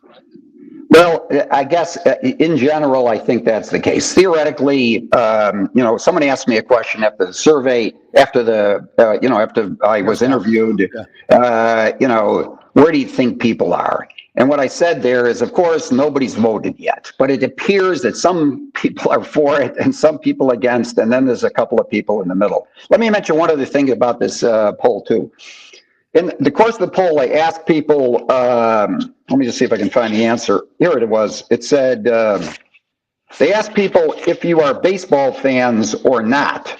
I think the question was, are you a baseball fan or aren't you a baseball fan? And with regard to the answers I've given you to the questions, within 1% plus or minus, it didn't make any difference if you were a baseball fan or you weren't a baseball fan. Wow, interesting. So basically saying we love to keep the Rays, but we're looking at this objectively for the city. That's right. So exactly. And again, this, the fact that whether this is a fair deal or not, I think we've lost sight of the biggest question of all, is if we invest this money, will the people come? Well, I mean, it's great. They're promising that this place is going to be filled, or at least 2/3 filled, for the next 30 years. Is there anybody on this planet that's been paying attention for the past 25 years that believes that just because they put a new stadium in the same location, that's going to be harder in and out because of parking and cetera and everything else, that it's going to meaningfully change the attendance numbers? No. Come on. And let me say something else about that, which is something I've been discussing, is this. I'm sorry, I got a big dog in the background. My daughter's dog. Dogs interrupt our show all the time. Don't worry about it. Okay. It's a dog-friendly show. All right, he's back there. There are currently between 6,000 and 7,000 service parking spaces right now. where you can park for this game. There is no, I asked the city, what is the plan for where all these people are going to park? Because eventually this whole thing's going to be gone for parking. Right. And there are plans to build 2 parking garages on the site. I don't know how many spaces are going to be in there, and neither does the city. Believe it or not, they're proposing this deal, and they don't know where the people are going to park because their own people, when I called them city, say we don't have the answers. Well, so let's say that these 2 parking lots can hold, I don't know, 1,500 cars. Where are the other 4,000 or 5,000 cars going to park? Can you imagine trying to get off 275? Ryan, And they won't have to worry about that. There won't be that many people coming to the game. Listen, I was talking to my cousin who lives over in Miami. He went to, listen, I don't know about the parking over there, but he said he went to 1 game in the stadium. That was the last time they went because I guess they got parking problems too. But what the other point is, if you're concerned, it's just a little off baseball, but if you're concerned about the city and what makes St. Pete great and what attracts people to St. Pete, one of the things is live, work, play. It's easy to get around. Beautiful. And two, you got all these restaurants on Central. So let's imagine I'm thinking about going out to dinner on Saturday night, and for the one time a year when the Yankees are in town, I think there's going to be a lot of people there. I'm not going to a restaurant. I'm never going to find a place to park. I mean, this is not in the best interest, notwithstanding the fact that most of the time it will be empty. It won't be in the best interest of the what we're trying to do. Neighborhoods, yeah. And All right, imagine Ron, what this. Yeah. You mentioned you had another nugget for me this morning. Was there another piece of breaking news? Well, I do have a little bit of a nugget here. I talked with. I had a conversation with Bill Foster. Former mayor. Yeah, he was the mayor. Here's what he told me, and he told me, I said, Bill, I just want to make sure I can say Bill Foster, when he was the mayor, met with Andrew Zimbalist, who was sent by then Mayor Baseball Commissioner Bud Silic to meet with me. Mm-hmm. And he said, whatever I put in writing, I stand by. It's all true. So what he told me was that Andrew Zimbalist, who is you can look him up, what he said, is a renowned economist and author, and he's a professor of economics at Smith College and a member of the editorial board of the Journal of Sports Economics. Okay, he's written a lot of books. In 2012, the commissioner of baseball, Selig, sent him to St. Pete, this guy Zimbalist, to meet with me. He spent 2 hours detailing why Major League Baseball doesn't work and how publicly, he's on publicly funded stadiums. He said the purpose of his trip was to convince me to let the Rays leave St. Pete in exchange for some minor league concessions. And Ron, this is just confirming what we've known for a long, long time. Major League Baseball does not want this stadium in St. Pete. They never have. They never will. St. Pete doesn't need the baseball stadium. It's a beautiful place on its own and would be better off without it.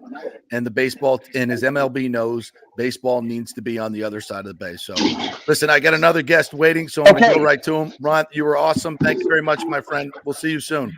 Okay, glad to be with you. Thank you. All right, we will move right into Greg Auman, who is joining us here. What's up, Greg? How are you this morning? Hey, doing well, man. Hope you are too. Yeah, I know you're a big baseball fan. Sure. We all want to see the Rays stay. I don't know if this is the right deal, but I hope the God they figure it out. I think we're all tired of talking about it. That's for damn sure. So maybe we wanted to go through just for that, but I still want to get it right for the long term. So we'll see. How you doing, partner? Doing well. Good to see you the other night. Good job there on the podium at thank you very much. Sports Club of Tampa Bay. Well done. How did the give me a from the seats in the back there? What did it look like? What did it feel like? It felt like a very magical night. The people that we had on stage were just, so many incredible moments in the night. What kind of struck you? Yeah, really neat. Obviously, it's a great group of inductees. Certainly, a couple that I know well. Steve Spurrier, Bruce Arians made my job easy. You covered you're never short on quotes or amusing anecdotes. Aaron Andrews I've known for a long time. Titus O'Neill covered. I was in Gainesville when he signed, so I actually drove up to Live Oak for with Thaddeus Bullard, drove up for his signing day ceremony in Live Oak. Yeah. Which was really cool. But now he's got his own kids are doing signing day ceremonies and going off to college. So really neat, fun night. And saw a bunch of USF people I haven't seen in a long time. Lots of Bucks people, lots of Tampa people. So really neat. It's an exciting time and has been. I mean, this is what I kind of call the golden age. Our 4 professional teams have all been into postseason. We're the only market in America to do that the last 4 years. So it's exciting times, and I love the way that we celebrated it locally. And you could feel for guys like Spurrier and even Aaron Andrews, who's won every national award there is to win. And they're much bigger venues and awards for Bruce Arians.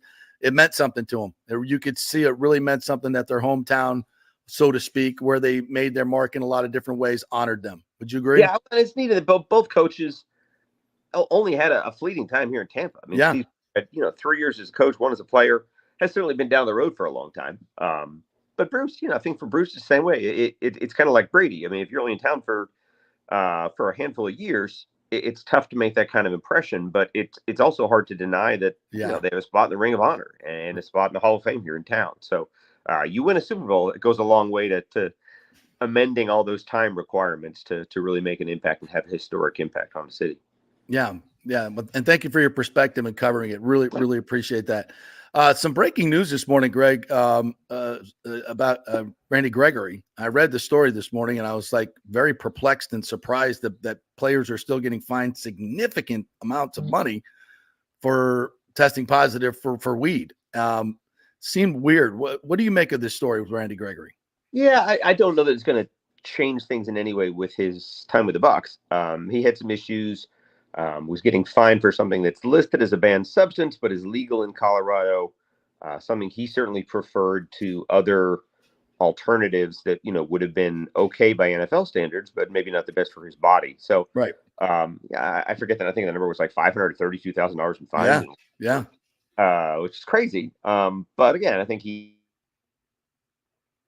league can recognize his circumstances, that it was prescribed by a doctor and legal where he was, and either amend their rules or make a change to rescind the fines he has against him. I think it's something that's worked well for him, and I think he'd like to do it again this year. But I mean, Randy's not making a ton of money, where $500,000 in fines is a decent drop in the bucket for him. So again, I don't think it really changes very much.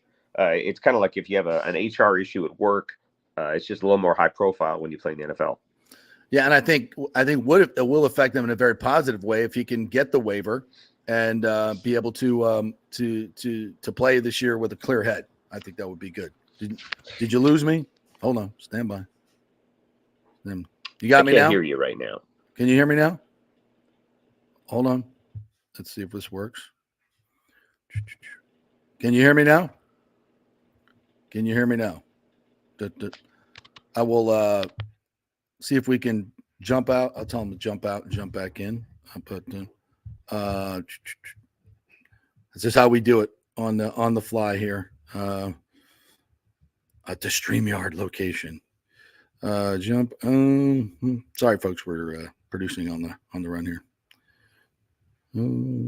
This is what modern day producing while hosting looks like. We apologize. We hope to get Greg Auman back. I'm about to ask him about Baker Mayfield. Now you can hear. You can hear me now? I do. I lost you. It's the old reboot. Works every time, Greg. Yep. If you ever lose anything, just jump out of the stream and jump back in.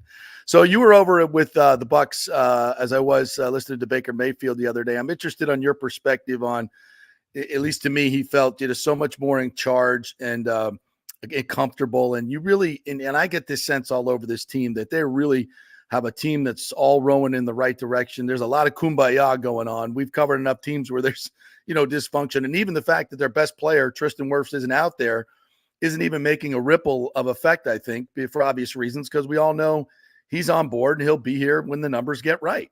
So is that a sense that you get with Baker and the team in general, as I do?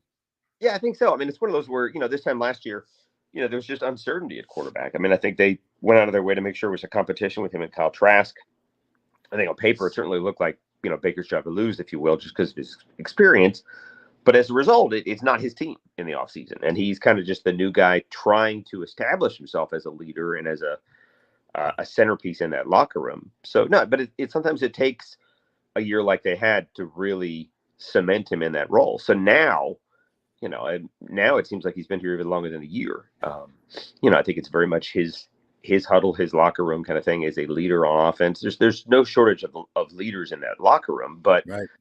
Your quarterback, that's an easy position to find a leader at. So I think, just to see the fact that he's there. I mean, not everybody is at Bucs practices, voluntary practices. They don't have to be there. But I think the fact that he's been there at every single one of them speaks to his buy-in and his commitment level and his desire. As much as they have back, they have a new offense and a new coordinator, a lot of new coaches. So I think that it's important to make sure you get over that hump and you understand what they want to do and know the terminology and have everybody together on that. So, I mean, you've seen, Chris Godwin's been out there every time. Mike Evans was there this week. He's been around. So I think it's one of those where, even though it's not mandatory until next week, you see how much of a buy-in you have. I mean, the number of guys that aren't there are really just your absolute elite established veterans, Levante and Vita Vea, guys like that. So, yeah, it's neat to see the buy-in, but it's not really surprising. It's kind of how Baker's been. Greg Auman joining us here, covers the NFC South for Fox Sports, been covering the Bucs for a long, long time. You mentioned those folks, Bruce Arians and Steve Spurrier, that you covered for a long, long time. And you mentioned Kyle Trask. And boy, did Steve Spurrier and Bruce go out of their way to talk about Kyle Trask the other day. Yep. I was a little bit, I think, everybody knows that everybody thinks they know that Kyle Trask is a horrible quarterback and that can never play in this league. And I just laugh at that because we don't know. He hasn't had a chance to play. Right.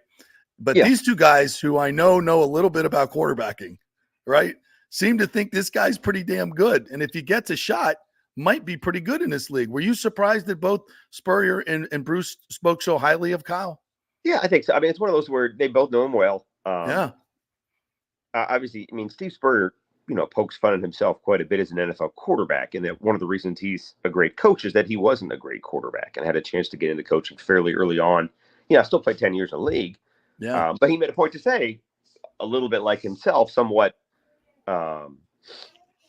mockingly, but just said he had told Kyle Trask, hey, man, that there are worse things to do than to get to an NFL team where you're behind a great quarterback and you can kind of pile up your years. He says, if you get to a bad team and you get thrown out there, you might not play well. You might get cut after 2 years. So here he is in year 4. Again, I mean, I'm sure Kyle wants to play. Kyle's played this game before where you're stuck behind great quarterbacks for too long. Did it in high school, did it in college.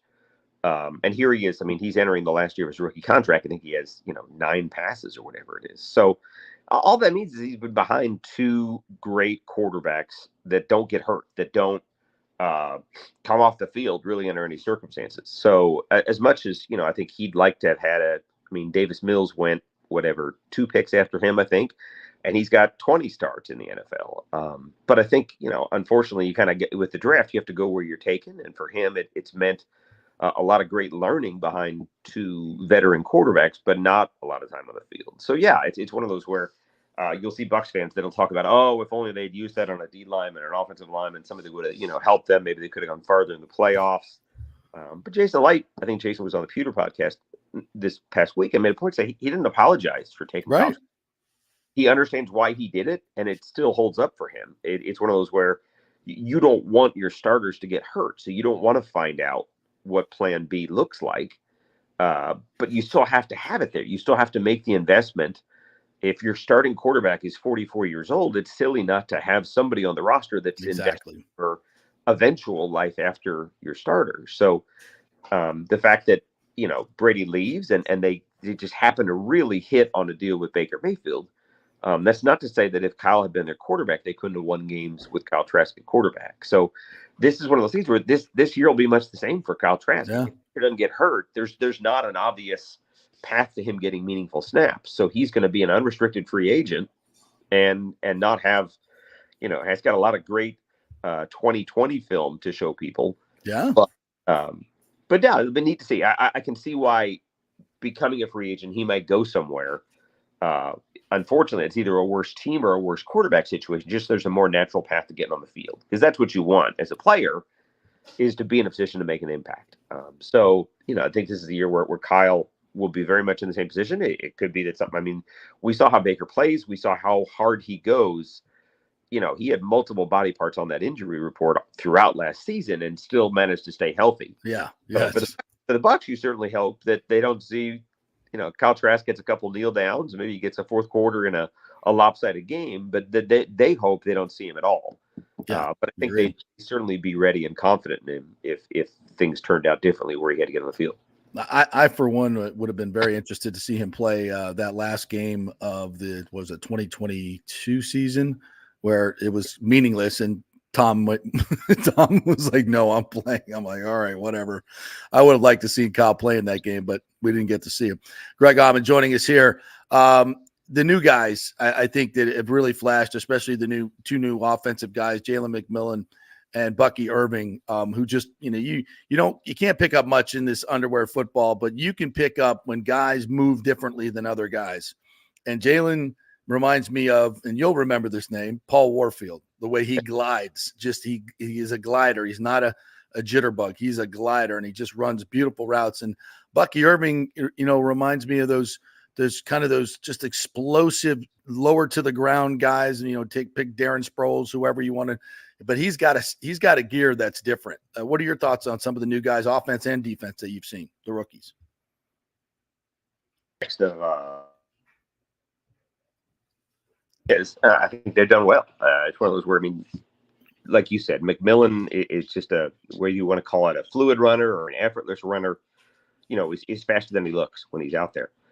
Doesn't look like he's having to labor or do anything hard to go through a route. Bucky Irving, I think I think he's gotten a lot out of people saying how small he is, how short he is, but should be a really strong number two, maybe the best number two they've had, under Rachaad White in 3 seasons. So those two are exciting. Graham Barton, I think, has done all the things you want a center to do in terms of stepping in, acting like a leader and an anchor on that line.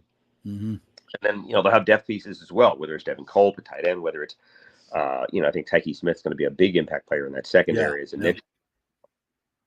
There's other guys that are going to help out. Chris Braswell, probably be a starting outside linebacker a month or two into the season. So, it seems on paper right now, even though they have a ton back on this Bucs team, that this is an impact class, a class that'll have multiple rookies in a position to help out. I don't know if you've seen the Falcons in this iteration of them, if you've been up there, or the Panthers or Saints. I know you're covering the whole division. What are your thoughts on some of these other teams and where they're at?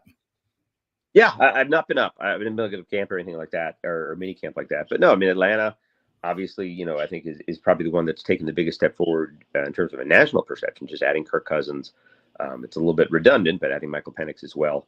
I think they're now seen as either a favorite to win the division. New Orleans kind of weathered the cap situation they had and have been able to add some pieces like Chase Young, round draft pick on the offensive line. In Carolina, Carolina definitely has the most change, and that you got a new coach, a new GM, a really, really changed supporting cast around Bryce Young. That defense has taken, major churn, probably 6, if not 7 new starters on defense there. They put $150 million into a pair of guards to get their run game better. They put a lot of just like the Bucs, high draft picks into impact fantasy football type players. Xavier Legette, might be their best receiver. To add Jonathan Brooks as the first running back taken in the draft. Jatavian Sanders as the tight end is going to help them. So you got lots of people that just build everything around Bryce to be a little bit better. I don't know if it was necessarily fair to judge Bryce on what he did last year just because he had so little to work with. Yeah, I agree.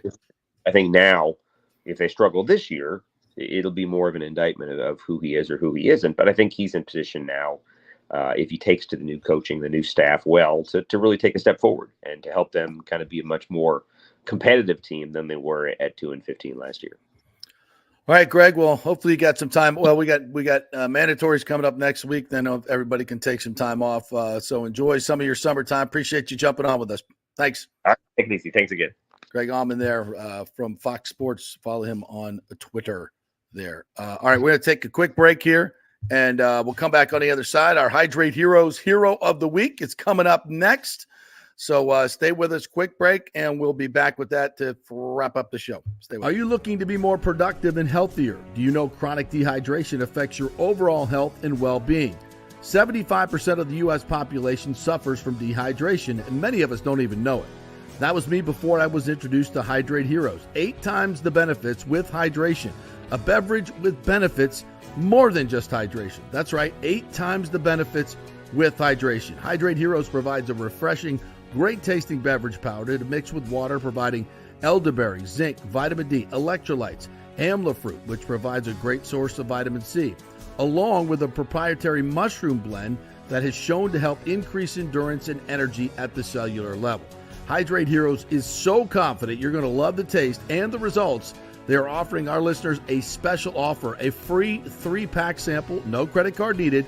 Just go to the jppetersonshow.com, the jppetersonshow.com, and click on Hydrate Heroes logo. Hydrate for health today with Hydrate Heroes. JP here for the Geddes Gordon Real Estate Group and our good friend Jane Geddes. Folks, simply put, there is nobody like Jane. Jane is a former LPGA 2-time major championship winner. She was also vice president of talent relations at WWE. She also has a law degree from Stetson. So if Jane can drain a 10-footer to win the U.S. Open and stare down Hulk Hogan in the boardroom, you want Jane on your real estate team to not only negotiate the best deal, but find you the perfect home or investment property. And when you work with the Geddes Gordon Group, you become part of the real estate family and get concierge services that include expertly staging, marketing, and preparing your home for sale. Advice on golf properties. Hey, you might even get some golf tips. Many of their clients become friends long after the sale or purchase is completed. It's all part of the deal. So if you're looking for that perfect home or investment property or trying to get top dollar for your home, go with Jane Geddes and the Geddes Gordon Group, because there's nobody like Jane. Call 813-485-6808 or go to geddesgordon.kw.com. That's GEDDES Gordon.kw.com or call 813-485-6808. JP here for the Jeeves Law Group, Jeeves. Call for a free case evaluation, 888-9-JEEVES. That's 888-9-JEEVES. We're local, we're trusted. The law firm brings over 80 years of combined legal experience focusing on clients in Tampa Bay, the state of Florida, and national class action cases. If you're injured, get that free case evaluation, no cost to you. The Jeeves Law Group's focus is on auto, truck, and motorcycle accidents, as well as class action and consumer protection law. Scott Jeeves is a board-certified civil trial lawyer and a certified circuit court mediator practicing in the Tampa Bay area for over 30 years. You hear him on the show all the time. Great guy, big Gator fan, and great for the community. The Jeeves Law Group is a highly skilled team with years of experience that will apply their skills, expertise, and knowledge to assist individuals who have been in an accident with compensation for damages, lost wages, medical expenses, pain and suffering, and property damage. Get that free case evaluation, 888-9-JEEVES. That's 888-9-JEEVES. Let's go! Right now. Back to the show on FanStream Sports. All right, welcome back to the JP Peterson Show here as we roll on this Friday, brought to you by the Golden Diamond Source. Golden Diamond Source Father's Day sale is on right now. 5 years interest-free financing. Of course, the best selection of those nice baller watches that your dad will like, or get him a nice cross necklace that like I'm wearing here. He'd love that. Some cufflinks, something shiny for dad. Head on into the Golden Diamond Source and get their great deals that are going on right now. 5 years interest-free financing. You get a $5,000 watch for just $83 a month, interest-free. That's a pretty good deal. So head on over to the Golden Diamond Source, our local favorites over there for Father's Day. You got to go shopping, so shop local at the Golden and Diamond Source. All right, we want to welcome in our Hydrate Heroes Hero of the Week. She is Carissa Poe from the Tennessee chapter of Blue Star Families. Good morning, Carissa. How are you doing? Hi, good morning. I'm well, and you? Fantastic. And thank you very much for all the work you do for Blue Star Families. For those who don't know, Blue Star Families are families that have service members serving abroad.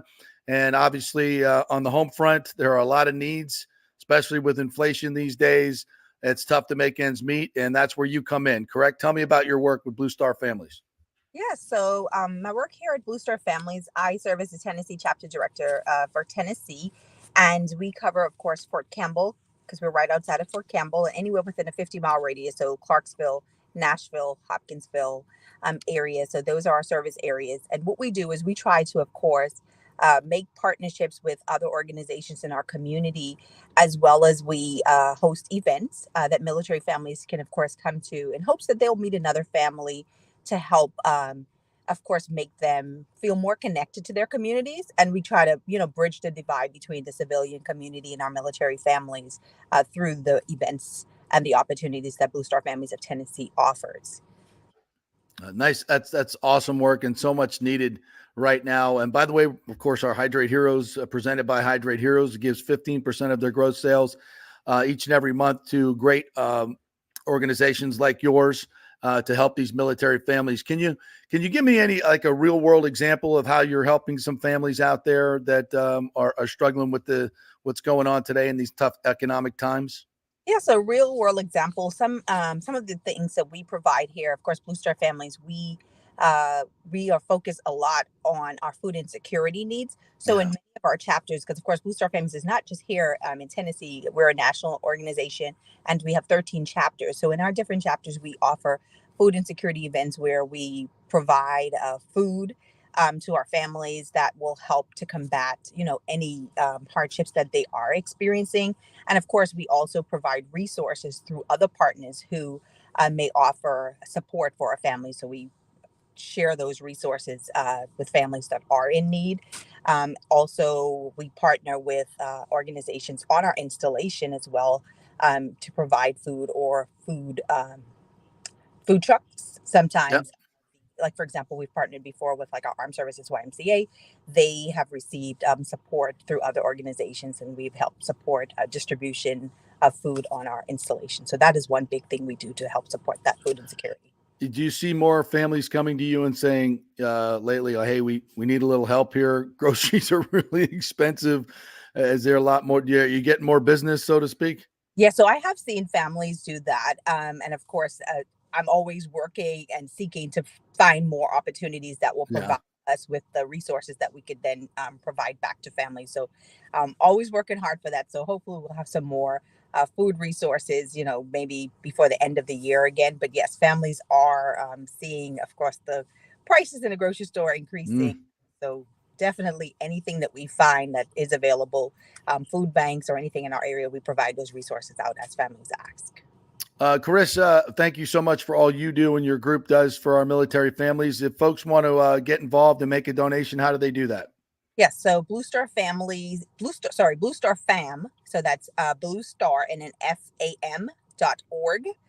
If they go to that website, on there, we have an opportunity to donate, and they can, of course, designate any donations they want to, specifically to the Tennessee chapter by selecting Tennessee from that list. And if they want to get involved by volunteering or just join an organization, bluestarfam.org/join is also available. Awesome. Well, Carissa, thanks again for all you're doing and the folks you work with for our military families. You are our Hydrate Heroes Hero of the Week. Thank you very much, Carissa. You have a great week. All right. Appreciate it. There's, with the folks in MacDill now, and, obviously all the military, especially the enlisted people, are on a very fixed salary, fixed budget. So when you get hit with inflation, I'm pretty sure military salaries haven't gone up 150% like fast food and rent and everything else has in the past few years. So it's extremely tough for our military families, and bluestarfam.org is a great place to do it. You can pick Tennessee, you can pick Florida, and you can pick, I believe there's a chapter out of MacDill as well. So we like to highlight these fams anytime we can and help them out. So don't forget them if you can when you're thinking about making donations. All right. We'll get to some of the comments here before we get out of here. Here we go with Alex Nunster. First time I've seen you in here, Alex. Thank you so much for joining us. I appreciate you chiming in as well. Alex says location is not the issue. It's the owner, plain and simple. I want to agree with that, but because I do think location is an issue, but I think the owner is a tremendous part of the problem. There's no question about it. I always say this, just look at the Lightning template, downtown Tampa, great stadium, fantastic owner who constantly gives back to the community. He did a redevelopment project in downtown Tampa. It's called Water Street. And I don't remember anybody complaining about the terms of the deal. about how much, infrastructure costs were and all these other things, because that was a much different deal and done in a much different way. So that's why, again, people love baseball. The folks here at nohomerun.com, Ron Diner, they love baseball. But this particular deal is not great. Alex Nunter says, dump Stu, you'll get fans back to the stadium. We are tired of being given broken promises. I've said this for such a long, long time, and I think it really, really matters, because I've seen it with the Lightning. When some people don't remember the knuckleheads we had in ownership before Jeffrey Vinik got here. I mean, at the time that the Lightning won their first Stanley Cup, the Davidson Group, now that was a group that won championships with the Pistons. They knew what they were doing. And they came down here and added stability and some cash, much needed cash infusion, got the arena to where it needed to be at the first step, and brought some stability, brought in John Tortorella, Jay Feaster, and that whole group, and made some good draft choices. They won a Stanley Cup. And then we went through the Cowboys. Remember them, Oren Clueless, although he wasn't as much the problem as his knucklehead owner. We had Art Williams, the network marketing insurance. Are you a dud? Are you a stud? So we went through some clowns, right, in ownership. And then came Jeffrey Vinik. And, I've told this story before. I'll tell it again.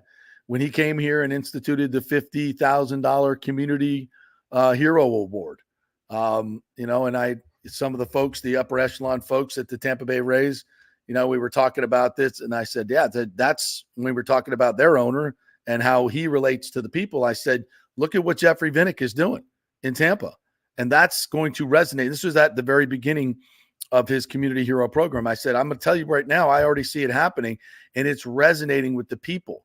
And they're going to learn to love this owner and what he's doing, because he's putting his money where your mouth is. Your owner doesn't do that. He does just the opposite. And the response was, okay, let's see how long that lasts. That 50,000. We'll see how long that lasts. Well, we're going on 11 years. How many millions of dollars, 20, 30, $40 million later? Done pretty good. And they got nothing but sellouts. So yeah, ownership matters. Ownership matters. And being respectful and putting the fans first matters. And doing it the other way matters as well. And that's why you see the lack of physical support. Nobody wants to pay for those tickets because it feels dirty. They don't support the owner. They know what he's done and what he's been doing, and they don't support it. That's not just me talking. It's the fans talking. So trying to be as respectful as I can and draw the differences between these ownership groups and why the Lightning have had so much success and the Rays continue to struggle in that area. And the similar redevelopment projects that have been done in the downtowns. One has been championed because it was a wonderful deal and created thousands and thousands of jobs and great economic opportunity for the people in downtown Tampa and Tampa in general, and the businesses that participated in it. You never heard anybody bitching and moaning about the deal because it was a fair deal. And it sure did was there money for infrastructure and things done to facilitate it and help it? Yeah. But the vast majority of the expenditure came from the public side. The private side, not the public side, which is what is being asked for in this deal, and why so many people, once they look at it, go, not so good. And it doesn't, once again, it makes the owner look bad. So Rick says the city doesn't care about parking. By the time the stadium is built, all those government people will be retired in the Bahamas or working in D.C. I love you, Rick. Probably not far from the truth. Rick says, after hearing Ron, I picture Stu wearing a monocle and fake mustache playing St. Pete Monopoly. Well, yeah. You said it, not me. Nathan saying hello to Greg Auman, and hello to you, Nathan, for doing the cut for the cure. Nathan, I'm gonna post those pics, by the way. I've got some good pics of you getting your hair redesigned. Let's put it that way. I didn't see the final picture, so when I post, I want to see you post the final picture. So I saw Nathan at the cut for the cure, and he raised, I think, over $2,200, $2,300. You told me for the cut for the cure. That's awesome, brother. He is one hell of a Bucks fan, one hell of a philanthropist. He drove all the way up from Sarasota to do the cut for the cure. So thank you, brother. Thank you for being a big fan of this show. We love you, and all the folks that listen and comment every day. thank you guys so much for being part of it, especially you, Nathan. And nice job with the cut for the cure. Let's see. What else did I get to? There's an article in the paper about Chad, or the Times, Chad Chronister and Andrew Warren, unbeknownst to me, the sheriff and the DA that was booted out for not prosecuting crimes. And Chad Chronister was very much for that booting. What's going to happen when they get together? They did at the Tampa Sports Hall of Fame. I must have missed this one. I was a little busy, but they hugged and they said, hey, if we have to work together again, we will. But hopefully not. Bo Judy. All right, that's about it. Aaron Savali on the bump tonight as the Rays and the Orioles get together once again. And that should be a really interesting series this week. Randy Rosarena is starting to find it again. Brandon Lau, the Rays are starting to peak again. So this is going to be, I think, the biggest series of the year so far. No question about it. And what happens now, the Rays have won, 4 in a row now. The Orioles come back in. They lost 2 or 3 in Baltimore. We'll see if the different left field makes a difference in this particular series. And should be a good one. I'll be watching it. And we will be back on Monday to give you guys all the good stuff that happened over the weekend. So, again, thank you very much. Don't forget to like and subscribe for our YouTube channel and our podcast on Apple and Spotify as well. Have a great weekend, everybody. We will see you on Monday.